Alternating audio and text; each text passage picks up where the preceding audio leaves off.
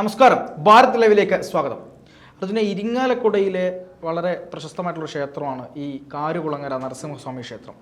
ഈ കാരുകുളങ്ങര നരസിംഹസ്വാമി ക്ഷേത്രത്തിൽ ഇപ്പോൾ വലിയ ജാതി വിവേചനം ഉണ്ടായി എന്നുള്ളതാണ് ഒരു വരുന്ന വെളിപ്പെടുത്തൽ. അവിടുത്തെ പൂജാരി സത്യനാരായണൻ. ഈ സത്യനാരായണനെ അവിടെയുള്ള NSS കരയോഗാംഗങ്ങളിലെ ഒരു വനിത പൂണൂലിട്ട പുലയൻ എന്ന് വിളിച്ച് അധിക്ഷേപിച്ചു എന്നാണ് അതിന്റെ വോയിസ് ക്ലിപ്പൊക്കെ പുറത്തു വന്നിട്ടുണ്ട്. അപ്പം ഞാൻ ചോദിക്കുന്നത്, ഇത് എത്രത്തോളം നമ്മൾ വല്ലാതെ ഈ ജാതിരഹിതമായി വളരണം എന്ന് പറയുമ്പോഴും, അല്ലെങ്കിൽ ഈ യഥാർത്ഥത്തിൽ ഹിന്ദുയിസത്തിൻ്റെ സത്ത മനസ്സിലാക്കിയ ആൾക്കാർക്ക് കൃത്യമായി അറിയാം ഈ വർണ്ണവിവേചനം എന്ന് പറയുന്ന ഒരു കാര്യത്തെ, അല്ലെങ്കിൽ ചാതുർവർണ്ണ്യം എന്ന് പറയുന്നത് എന്താണ് എന്നൊക്കെ കൃത്യമായിട്ട് പറയുന്നുണ്ട്. ചാതുർവർണ്ണ്യം ഒരിക്കലും ജനനത്തിൻ്റെ അടിസ്ഥാനത്തിലുള്ള ജാതിയല്ല എന്ന് കൃത്യമായി ഗീതയിൽ പറയുന്നുണ്ട്. അതുപോലെ തന്നെ ഏതൊരുവനും ജനിക്കുമ്പോൾ ശൂദ്രനായി ജനിക്കുന്നുവെന്നും അവൻ്റെ അറിവിൻ്റെ അടിസ്ഥാനത്തിലാണ് അവൻ ബ്രാഹ്മണനാകുന്നതെന്നും ബ്രാഹ്മണൻ്റെ മകൻ ബ്രാഹ്മണനായി കഴിഞ്ഞാൽ ബ്രാഹ്മണൻ്റെ മകൻ ഒരിക്കലും ബ്രാഹ്മണനല്ല, അവൻ ആ ലെവൽ തന്നെയാണ്. ബ്രാഹ്മണൻ്റെ മകനായി ജനിച്ചാലും അവൻ ശൂദ്രനാണ്, അവൻ അറിവിൻ്റെ അടിസ്ഥാനത്തിലാണ് ബ്രാഹ്മണനാകുന്നത്.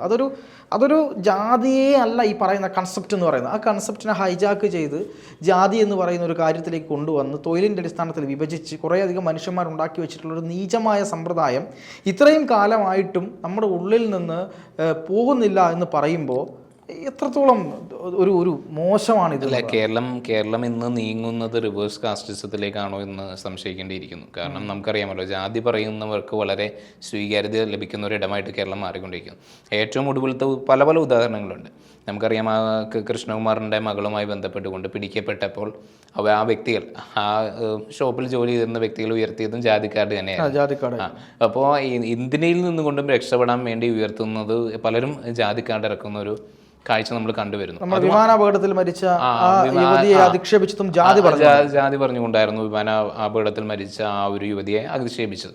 നമുക്കറിയാമായിരുന്നു, ഈ പറയുന്ന ശബരിമല കാലത്ത് ശബരിമലയുടെ വിധിയുമായി ബന്ധപ്പെട്ടുകൊണ്ട് മുഖ്യമന്ത്രിയും അധിക്ഷേപിച്ചത് അദ്ദേഹത്തിന്റെ ജാതി പറഞ്ഞുകൊണ്ട് തന്നെയായിരുന്നു. ആ ഒരു അദ്ദേഹത്തിന്റെ ജാതി തന്നെ പറഞ്ഞുകൊണ്ട് തന്നെ അദ്ദേഹം വെട്ടി തുറന്നു പറഞ്ഞുകൊണ്ട് തന്നെയായിരുന്നു അദ്ദേഹത്തെ അധിക്ഷേപിച്ചത്. ഇപ്പോൾ ഈ ഒരു കേസിലും മുൻ ഭരണസമിതി അംഗങ്ങൾ തന്നെ പറയുന്നു, ഈ ഹരിനാരായണൻ പറഞ്ഞത് സത്യമാണ് എന്ന് പറയുന്നു. സത്യനാരായണൻ പറഞ്ഞത് സത്യമാണ് എന്ന് അവർ തന്നെ പറയുന്നു. ഇതിന് കുറച്ച് നാൾ മുമ്പാണ് ഇരിങ്ങാലക്കുട കൂടൽമാണിക്യ ക്ഷേത്രത്തിലും ഇതുപോലെ തന്നെ മറ്റൊരു വ്യക്തിക്കും ജാതി വിവേചനം നേരിടേണ്ടി വന്നിട്ടുള്ളത്. പിന്നെ അതിന് മുമ്പത്തെ പല ഇൻസിഡന്റുകൾ നമ്മൾ നോക്കുകയാണെന്നുണ്ടെങ്കിൽ, ശ്രീ അരുൺകുമാർ ഉണ്ടല്ലോ, റിപ്പോർട്ടർ TVയിലെ അരുൺകുമാർ, അദ്ദേഹം ഈ പറയുന്ന പരേഡുമായി ബന്ധപ്പെട്ടുകൊണ്ട് നടത്തിയത് ജാതി അധിക്ഷേപം തന്നെയായിരുന്നു. മനഃപൂർവ്വം ഡീഗ്രേഡ് ചെയ്യുക, ജാതി അധിക്ഷേപം നടത്തുക എന്നുള്ളത് തന്നെയായിരുന്നു. അപ്പോൾ ഇത് ശരിക്കും ഒരുപാട് പേരുടെ അജണ്ടയാണോ എന്ന് ചോദിച്ചു കഴിഞ്ഞാൽ, ഒരുപാട് പേർക്ക് ഒരു അജണ്ടയുണ്ട്. ഈ ഒരു സമൂഹത്തെ ജാതി പറഞ്ഞുകൊണ്ട് തകർക്കുക, അതുവഴി മറ്റ് ലക്ഷ്യങ്ങൾ നേടുക എന്നൊരു അജണ്ട ഒരു വിഭാഗത്തിനുണ്ട്. അതോടൊപ്പം തന്നെ ഒരു വിഭാഗത്തിൻ്റെ മനസ്സിൽ നിന്നും ജാതി നിലനിൽക്കുന്നു എന്നുള്ളതിൻ്റെ തെളിവ് കൂടിയാണ് ഇത്തരത്തിലുള്ള സംഭവവികാസങ്ങളെല്ലാം എന്നുള്ളത് നമ്മൾ മനസ്സിലാക്കേണ്ട ഒരു വസ്തുത കൂടിയാണ്. ഇന്നും ഈ പറയുന്ന പോലെ ജാതീയമായിട്ട് അധിക്ഷേപിക്കുന്നു, ജാതീയമായിട്ടുള്ള അതിർവരമ്പുകൾ നിലനിൽക്കുന്നില്ല എന്ന് പറയുമ്പോൾ പോലും ഒട്ടനവധി സംഭവവികാസങ്ങളാണ് ഇപ്പോൾ നടന്നുകൊണ്ടിരിക്കുന്നത് എന്നുള്ളത് നമുക്ക് കണ്ടറിയാം. അതുമാത്രമല്ല, നമുക്കറിയാം, ആ തിരുവനന്തപുരത്ത് ആ ഒരു ഗോപന്റെ സമാധിയുമായി ബന്ധപ്പെട്ടുകൊണ്ട് ഉടനെ തന്നെ അവരും പുറത്തെടുത്തത് ഇതേ ജാതിക്കാർഡ് തന്നെയായിരുന്നു.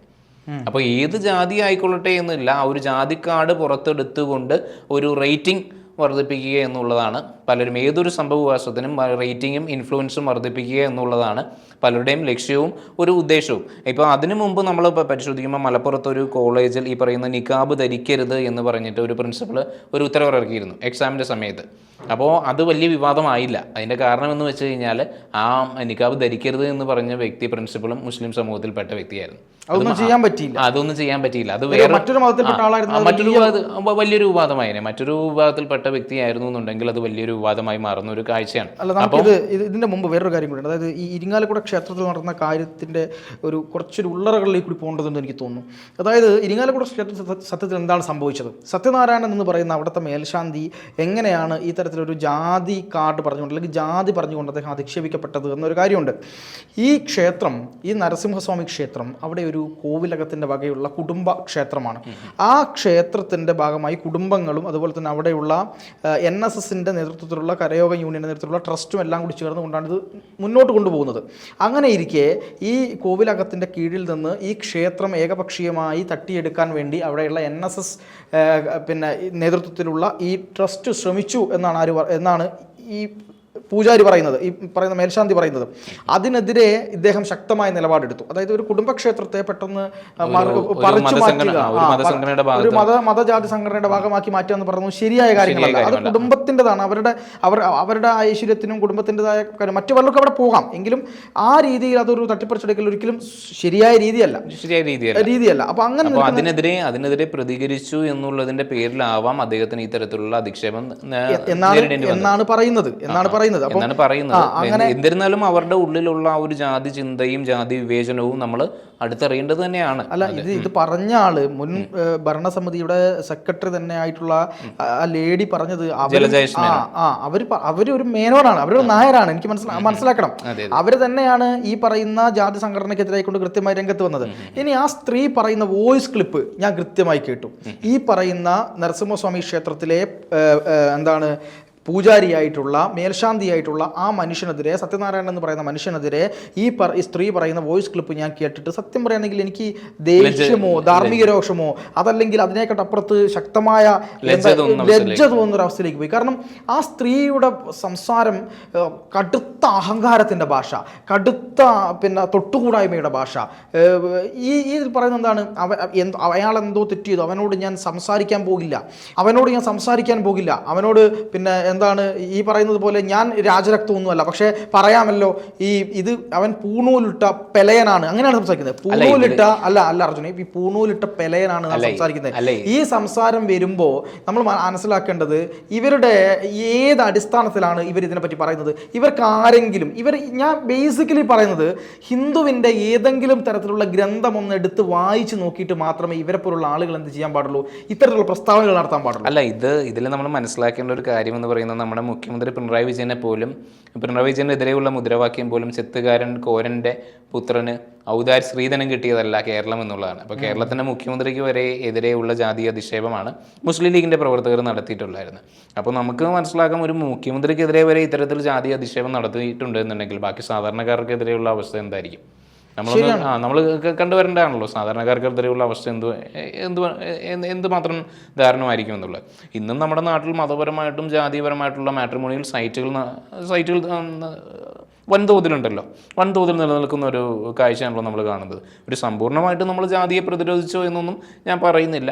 കാരണം ആ തരത്തിലുള്ള ജാതിയുടെ അതിർവരമ്പുകൾ ഇന്നും നമ്മളില്ല എന്ന് പറഞ്ഞു കഴിഞ്ഞാൽ പോലും ജാതിയുടെ അതിർവരമ്പുകൾ ഇല്ല എന്നൊന്നുമല്ല, ജാതിയുടെ അതിർവരമ്പുകളുടെ ഉള്ളിലുള്ളത് കൊണ്ടാണല്ലോ സംസാരങ്ങൾ ഉണ്ടാകുന്നത്. പക്ഷേ മറുഭാഗത്ത് എന്താണ് നടക്കുന്നത്?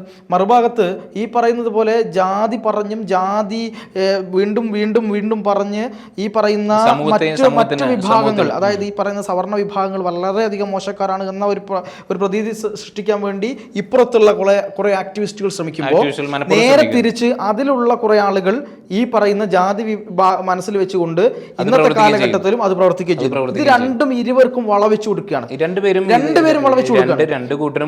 രണ്ടു കൂട്ടരും സമൂഹത്തെ ഒരു വിഭജനമാണ് രണ്ടു കൂട്ടരും ശ്രമിക്കുന്നത്.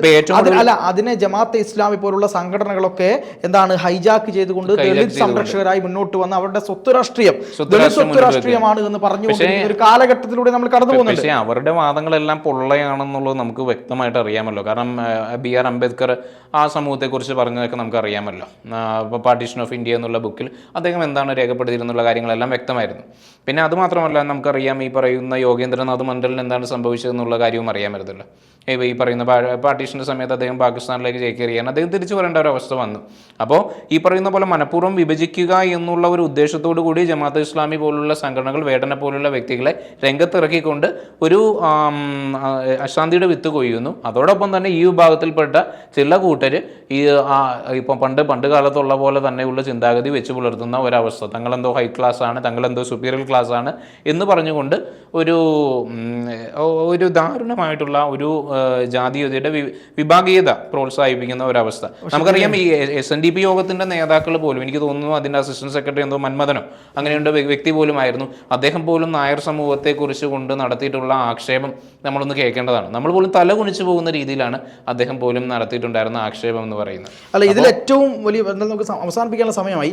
ഇതിൽ ഏറ്റവും പ്രധാനപ്പെട്ടത് എന്ന് പറയുന്നത് അങ്ങോട്ടും ഇങ്ങോട്ടും ആക്ഷേപം ഒരു ഭാഗത്ത് ദളിത് ആക്ടിവിസ്റ്റുകൾ എന്ന് പറയുന്ന ആളുകൾ ഇവിടെ വിഘടനവാദം അല്ലെങ്കിൽ എപ്പോഴും ജാതി പറഞ്ഞുകൊണ്ട് നേട്ടമുണ്ടാക്കാൻ ശ്രമിക്കുമ്പോൾ, മറ്റൊരു ഭാഗത്ത് ജാതി ചിന്ത മനസ്സിൽ അടിഞ്ഞ് കറ പിടിച്ച് കിടക്കുന്ന ചില വൃത്തികെട്ട ജന്മങ്ങൾ ആ ആളുകൾ പുറത്തെടുത്തുകൊണ്ട് ഇവർക്ക് വളം വെച്ചു കൊടുക്കുകയും ഒരു തമ്മിൽ ഒരു കൂട്ടുകച്ചവടം പോലെ പോയിട്ട് ഇതിനിടയിൽ ജീവിക്കുന്ന കുറെ അധികം മനുഷ്യരുണ്ട്. ഈ പറയുന്ന ജാതിയൊക്കെ മാറ്റി നിർത്തിക്കൊണ്ട് യഥാർത്ഥ ജാതി ഈ പറയുന്ന പിറവിയിലൂടെ കിട്ടുന്നതല്ല ജാതി എന്നും അതല്ല ഈ പറയുന്ന പിന്നെ വർണ്ണാശ്രമ വ്യവസ്ഥ എന്നൊക്കെ പറഞ്ഞ് ചിന്തിക്കുന്ന യഥാർത്ഥ ആളുകളിവിടെ ഉണ്ട്. അതിനെയൊക്കെ കവച്ചു വെക്കാനും അതിനെയൊക്കെ മറച്ചു വെക്കാനുമുള്ള ഇത്തരം ശ്രമങ്ങൾ അത് ഏത് ജാതി സംഘടനയുടെ ഭാഗത്തുനിന്നായാലും കർശനമായ നടപടി എടുക്കപ്പെടണം. സത്യനാരായണൻ എന്ന് പറയുന്ന മേൽശാന്തി പൂണൂലിട്ട പൊലയനാണെങ്കിൽ പൊലയൻ എന്തുകൊണ്ട് പൂണൂലിട്ടുകൂടാ? വാൽമീകി മഹർഷി, അതായത് രാമായണം എഴുതിയിട്ടുള്ള വാൽമീകി മഹർഷി ആരായിരുന്നു എന്നുള്ളത് ഇവർ ചിന്തിക്കണം. ഈ പറയുന്ന വേദങ്ങൾ എഴുതിയിട്ടുള്ള വേദവ്യാസൻ ആരായിരുന്നു എന്നുള്ളത് ചിന്തിക്കണം. സത്യവതിയുടെ മകൻ ആരായിരുന്നു എന്നുള്ളത് ഇവർ ചിന്തിക്കണം. അത്തരത്തിൽ കൃത്യമായ കാര്യങ്ങൾ പഠിച്ച് ഇവർ ഗുരുവായൂർ അമ്പലത്തിൽ വെച്ച് ആരാധിക്കുന്ന ഭഗവാൻ കൃഷ്ണൻ യാദവ കുലത്തിൽ ജനിച്ച ആളാണ് എന്ന് ഇവർ ചിന്തിക്കണം. ആ ചിന്തകളൊന്നുമില്ലാതെ ഞാൻ എന്തോ ഭയങ്കര സംഭവമാണ് എന്ന് പറഞ്ഞുകൊണ്ട് പണ്ടുള്ളവർ കരുതി വെച്ച ജാതി ചിന്തയെ അടിഞ്ഞുകൂടിയ വിഷമെടുത്ത് പുറത്ത് കാണിക്കുന്ന ഇത്തരത്തിലുള്ള ആളുകൾക്കെതിരെ നിയമപരമായി നടപടി സ്വീകരിക്കേണ്ടതാണ്. തീർച്ചയായിട്ടും.